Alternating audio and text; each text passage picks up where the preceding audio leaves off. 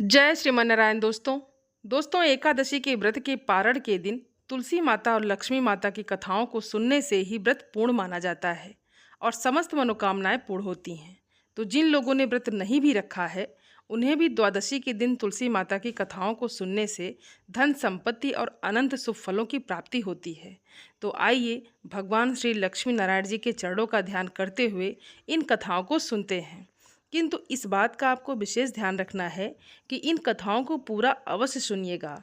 आधी अधूरी कथाओं को सुनने से पूर्ण फल प्राप्त नहीं होता है। आइए सुनते हैं तुलसी माता की संपूर्ण कथाएं। तुलसी माता को हरिप्रिया भी कहा जाता है। उतना भगवान श्री हरि विष्णु सोने चांदी हीरे मोती और रत्नों से प्रसन्न नहीं होते जितना कि सिर्फ तुलसी दल से प्रसन्न हो जाते हैं। सच्ची श्रद्धा भाव से तुलसी दल भगवान विष्णु को अर्पित करने से मनुष्य के सभी संकट कट जाते हैं और मनोकामनाओं की पूर्ति भी होती है। शास्त्र के अनुसार एकादशी के दिन तुलसी जी में कभी भी जल नहीं चढ़ाना चाहिए, क्योंकि तुलसी महारानी स्वयं एकादशी का निर्जला व्रत रखती हैं। लेकिन द्वादशी के दिन व्रत के पारण के समय तुलसी माता को जल अवश्य चढ़ाना चाहिए और पूरे विधि विधान से पूजा पाठ करके उनकी कथाओं को सुनकर ही अपना व्रत खोलना चाहिए। एक बार एक गांव में एक बुजुर्ग महिला रहा करती थी। वो बहुत ही पूजा पाठ किया करती थी।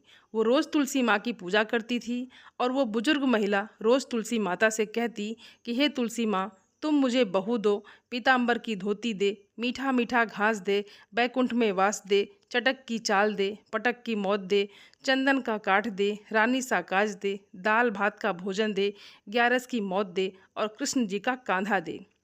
वो बुजुर्ग महिला हर महीने में तुलसी माता की रोज पूजा करती और उनके बिड़ले को रोज सींचती। तुलसी माता बुजुर्ग महिला की बात सुनकर धीरे धीरे सूखने लगी।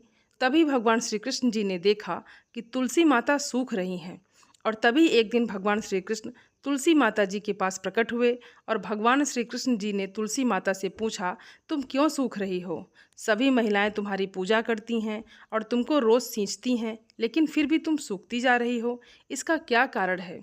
जिसके बाद तुलसी माता ने भगवान श्री कृष्ण जी से कहा कि हे प्रभु, एक बुजुर्ग महिला मेरे पास रोज़ आती है और रोज़ एक ही बात बोलती है, हे तुलसी माता सबकी दाता, मैं तेरा बिड़ला सींचती हूँ, तुम मुझे बहू दे, पीताम्बर की धोती दे, मीठा मीठा घास दे, वैकुंठ में वास दे, चटक की चाल दे, पटक की मौत दे, चंदन का काठ दे, रानी सा राज दे, दाल भात का भोजन दे, ग्यारस की मौत दे और कृष्ण जी का कांधा दे। मैं उस बुजुर्ग महिला की सारी मनोकामनाएं पूरी कर सकती हूँ, लेकिन उसकी एक मनोकामना पूरी नहीं कर सकती। मैं कृष्ण जी का कांधा कहाँ से दूंगी?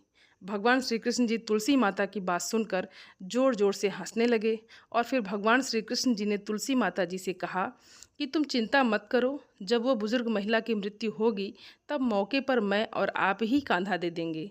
आप सुबह जब वो पूजा करने आए तब कह देना कि सब कुछ तुम्हें मिल जाएगा। तो कुछ दिनों के बाद वो वृद्ध महिला ठोकर खाकर रास्ते में गिरकर मर गई। पूरे गांव के सभी लोग गए और उस महिला को सभी लोग धर्मात्मा मानते थे। उसको तुलसी जी की डोकरी कहते थे। उसके परिवार में कोई भी नहीं था, इसलिए गांव वालों ने ही उसके अंतिम संस्कार करने की योजना बनाई और उसे नहलाकर जब बैकुंठी पर बैठाने के लिए उसे उठाने लगे तो उसके मृत शरीर इतना उसका भारी हो गया था कि उसे कोई उठा नहीं पाया। ये सब देखकर वहाँ के सभी लोग तरह तरह की बातें करने लगे और कहने लगे कि इतना पूजा पाठ करती थी, हर समय माला फेरती थी, इसलिए ये इतना भारी हो गई है। वहीं पूरे गांव में चर्चा होने लगी कि डोकरी माई कोई भक्ति नहीं करती थी, ये छल कपट करती थी। हम जिसे धर्मात्मा समझते थे वो पापी है, जो कि किसी से भी नहीं उठ पा रही है। ये इसके कर्मों की सजा है। इधर भगवान ने भी सोचा कि मेरे भक्तों की निंदा हो रही है, इसलिए भगवान ने बूढ़े ब्राह्मण का वेश धारण करके वहाँ पर आए और वहाँ पर एकत्रित लोगों से पूछने लगे कि यहाँ पर इतनी भीड़ क्यों लगी है। जिससे लोग कहने लगे कि ये डोकरी माई मर गई हैं और पाप इतना था कि जिससे ये उठ नहीं पा रही हैं। सब उठा उठा कर थक गए। तब ब्राह्मण ने कहा कि मुझे एक बार डोकरी के कानों में कहने दो, फिर वो देखो कैसे उठती हैं। तो सभी लोगों ने कहा कि आप भी प्रयास करके देख लीजिए। तब भगवान ने उस वृद्ध महिला के कानों में कहा कि हे डोकरी माई, देखो मैं आ गया। और जो डोकरी पूजा करते समय शब्द कहती थी वो शब्द उसके कानों में कहने लगे, तू बिरला सींच, तेरा मैं करूँ निस्तारा, मेरी डोकरी माई, बहू ले, बेटी ले, पोता ले, लड्डू ले, पीतांबर की धोती ले, गहना ले, घी का घड़ा ले, मीठा मीठा खीर और पूड़ी ले, दाल भात का भोजन ले, धन दौलत ले, बेटा पोता को काम ले, तुलसी का पत्ता ले, मुंह में गंगा जल ले, चंदन का दाग ले, श्री कृष्ण जी का कांधा ले। इतना सुनते ही डोकरी हल्की हो गई। भगवान ने बोला आओ और उसको उठाओ। भगवान ने हाथ लगाया और डोकरी उठ गई। सबको बड़ा ही आश्चर्य हुआ। उसे खूब धूमधाम से ले जाया गया। भगवान उसे अपने कंधे पर ले गए। पूरे गांव में इसकी चर्चा होने लगी, जिससे उसको मुक्ति मिल गई और वो बैकुंठ धाम में चली गई। सभी लोग देखते ही रह गए। सभी लोगों ने देखा कि शमशान घाट तक तो ब्राह्मण साथ ही आया था, लेकिन अब वो दिखाई नहीं दे रहा है। इससे लोगों को समझ में आ गया कि वो कोई और नहीं, स्वयं भगवान बूढ़े ब्राह्मण के रूप में आए थे। बोलिए श्री कृष्ण भगवान की जय। आइए अब सुनते हैं तुलसी माता की दूसरी कथा। और इस कथा को सुनने से एकादशी के व्रत का संपूर्ण फल मिल जाता है। तो आइए प्रसन्नचित्त मन से इस कथा को सुनते हैं। पौराणिक कथा के अनुसार एक कुटुंब में ननद तथा भाभी साथ रहती थी। ननद का विवाह अभी नहीं हुआ था। वो तुलसी के पौधे की बहुत सेवा करती थी, लेकिन उसकी भाभी को ये सब बिल्कुल भी पसंद नहीं था। जब कभी उसकी भाभी को अत्यधिक क्रोध आता, तब वो उसे ताना देते हुए कहती कि जब तुम्हारा विवाह होगा तो मैं तुलसी ही बारातियों को खाने को दूंगी और तुम्हारे दहेज में भी तुलसी ही दूंगी। कुछ समय बीत जाने पर ननद का विवाह पक्का हुआ। विवाह के दिन भाभी ने अपनी कथनी के अनुसार बारातियों के सामने तुलसी का गमला फोड़ दिया और खाने के लिए कहा। तुलसी की कृपा से वो फूटा हुआ गमला अनेकों स्वादिष्ट पकवानों में बदल गया। भाभी ने गहनों के नाम पर तुलसी की मंजरी से बने गहने पहना दिए और वो भी सुंदर सोने जवाहरात में बदल गए। भाभी ने वस्त्रों के स्थान पर तुलसी का जनेऊ रख दिया। वो रेशमी तथा सुंदर वस्त्रों में बदल गया। नंद के ससुराल में उसके दहेज की बहुत प्रशंसा की गई। ये बात भाभी के कानों तक भी पहुंची। उसे बहुत ही आश्चर्य हुआ। उसे अब तुलसी माता की पूजा का महत्व समझ आया।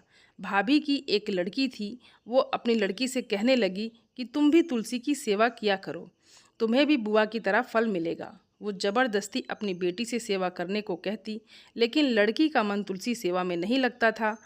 लड़की के बड़े होने पर उसके विवाह का समय आता है, तब भाभी सोचती है कि जैसा व्यवहार मैंने अपनी ननद के साथ किया था, वैसा ही मैं अपनी लड़की के साथ भी करती हूँ, तो ये भी गहनों से लद जाएगी और बारातियों को खाने में पकवान मिलेंगे। ससुराल में इसे भी बहुत इज्जत मिलेगी। ये सोचकर वो बारातियों के सामने तुलसी का गमला फोड़ देती है, लेकिन इस बार गमले की मिट्टी मिट्टी ही रहती है। मंजरी तथा पत्ते भी अपने रूप में ही रहते हैं। जनेऊ भी अपना रूप नहीं बदलता। सभी लोगों तथा बारातियों द्वारा भाभी की बुराई की जाती है। लड़की के ससुराल वाले भी लड़की की बुराई करते हैं। भाभी कभी ननद को नहीं बुलाती थी। भाई ने सोचा मैं बहन से मिलकर आता हूँ। उसने अपनी पत्नी से कहा और कुछ उपहार बहन के पास ले जाने की बात कही। भाभी ने थैले में ज्वार भरकर कहा कि और कुछ नहीं है, तुम यही ले जाओ।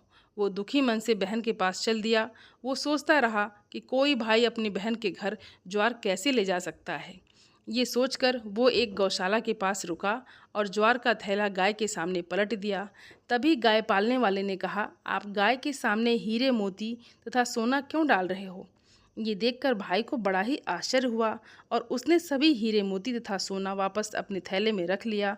भाई ने सारी बात अपनी बहन को बताई और बड़ी खुशी खुशी उसने हीरे मोती और जेवर अपनी बहन को दिए। दोनों भाई बहन एक दूसरे को देखकर अत्यंत प्रसन्न हुए। जैसी कृपा माता तुलसी ने नंद पर की, ऐसी ही कृपा सब पर करना। बोलिए तुलसी माता की जय। दोस्तों, उम्मीद करती हूँ ये वीडियो आप सभी लोगों को बहुत अच्छी लगी होगी और आप सभी सनातनी भाई बहनों से मेरा विनम्र निवेदन है, मेरे चैनल को सब्सक्राइब ज़रूर कर लें और वीडियो को लाइक और अपने फैमिली फ्रेंड के साथ शेयर ज़रूर करें। आप सभी को जय श्रीमन नारायण। धन्यवाद दोस्तों।